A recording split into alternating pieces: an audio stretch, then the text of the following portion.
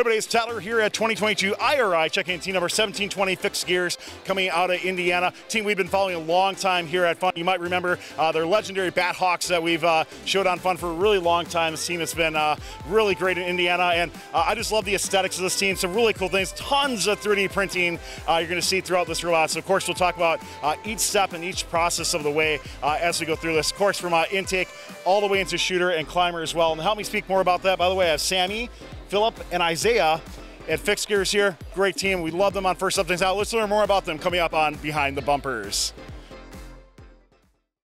This video on First Updates Now is made possible by viewers like you and also the following sponsors.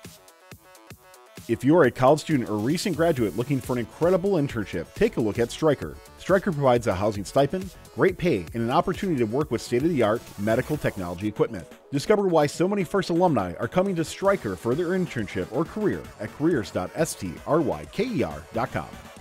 Did you know that over 30% of the student population at Kettering University was in high school robotics? These same students have received a portion of over $7 million from robotics scholarships from Kettering University. See why so many in First choose to go to Kettering University at kettering.edu. So let's start off with your intake here. Lots of cool 3D printing that goes into it, so I'd love to hear more about some of your material choice and what went into this intake as well. Yeah, so for the first part, we've got these wheels, which are flexible TPU wheels. We 3D printed these and designed them ourselves. A later iteration included adding these Velcro straps, which helped it to intake faster and more reliably.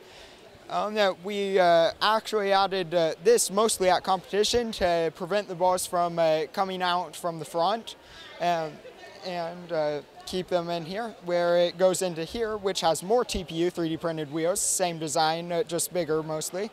And it has Velcro as well. We also have the googly eyes on the side, which have been a tradition for our robot for the past 3 or 4 robots. And for retracting our intake, we've got pneumatics, which retract and extend it. And what kind of performance boost have you seen out of those eyes so far? Well, it seems to see the balls a lot better. That's true. I mean, that's the real type of vision system if you ask me on that. So you mentioned using TPU for your material in there. Did you test any other type of 3D printed material at all? We actually started off with rubber wheels instead of 3D printing the wheels. Sure.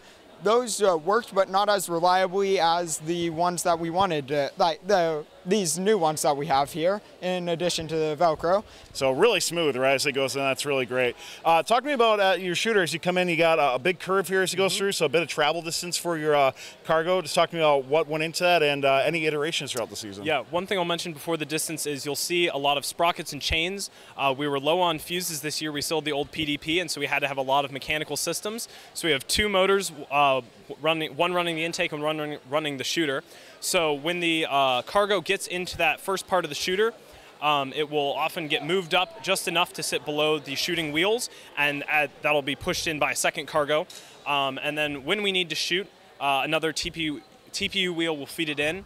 It's pretty tall because we wanted to hold 2 cargo, and we didn't want to have any holes in the frame just to keep up strength, being a much smaller bot than many others you would see. To get to this design, slightly based off of the 2020/2021 robot, but went through a few different wood prototypes, ended up with this one. The larger wheels gave us a lot better shooting than some of the smaller ones, more consistent, and then Neos just worked great.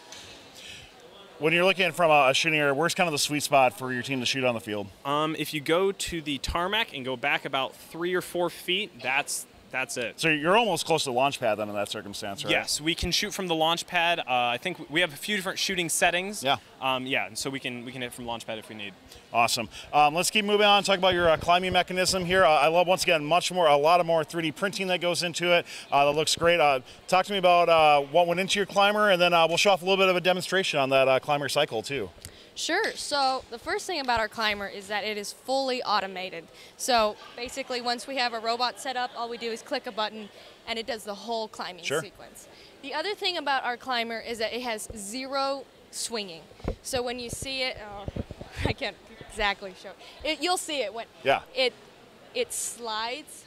Both arms will retract or extract at the same time so that it gracefully goes to the next bar instead of ramming into the wall like we've seen a lot of other teams. The other thing is we do use chains, and I guess it's just chains, but we also use Neo 550s, which are pretty small for what most other teams use, but they seem to work great. When you were approaching this year's challenge, how did like your climber fit into like packaging wise in your robot? Was it kind of like the first priority, saying like the robot has to be built around it, or did you put the climber in afterwards? Kind of where was the thought process on your climber? I think we focused more on the climber first, at least designing it. Sure. Because we definitely knew it was going to be the hardest thing to design, so we started to do it the hardest thing first, and then gradually the intake and all those. So let's go through the climber automation process. Kind of narrate each step as it goes through as well. I'd love to see that. Okay.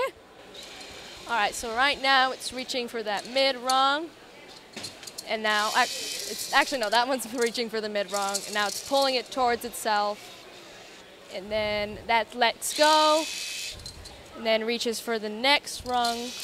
That pulls down, reaches for the next rung, and then that one lets go. Goes to, and that's the transversal rung. So why was doing climbing and automation, why is that so important to your team instead of just like a manual operation process? Because it is like retracting and extracting at the same time. That Sure. would be so complicated that it would take half the game. Absolutely. Well, PhyXTGears 1720, thanks a lot for taking time to show us your robot for this year. Like I said, a team that we've definitely been following for many years, so look forward to performance both here at IRI, but also future years as well. Thanks a lot for taking the time. This video on First Updates Now is made possible by viewers like you and also the following sponsors.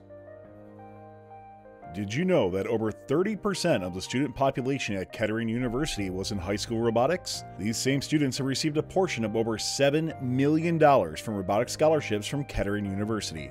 See why so many in First choose to go to Kettering University at kettering.edu. If you are a college student or recent graduate looking for an incredible internship, take a look at Stryker. Stryker provides a housing stipend, great pay, and an opportunity to work with state-of-the-art medical technology equipment. Discover why so many First alumni are coming to Stryker for their internship or career at careers.stryker.com. Don't forget to like, subscribe, and ring the bell to stay up to date on our new videos. Keep the conversation going and provide your input to our content. Watch our live shows at twitch.tv/firstupdatesnow. Join our Discord at discord.gg/firstupdatesnow and check out Fun FTC on Facebook, Instagram, and Twitter, and First Updates Now on Facebook, Instagram, TikTok, and Twitter.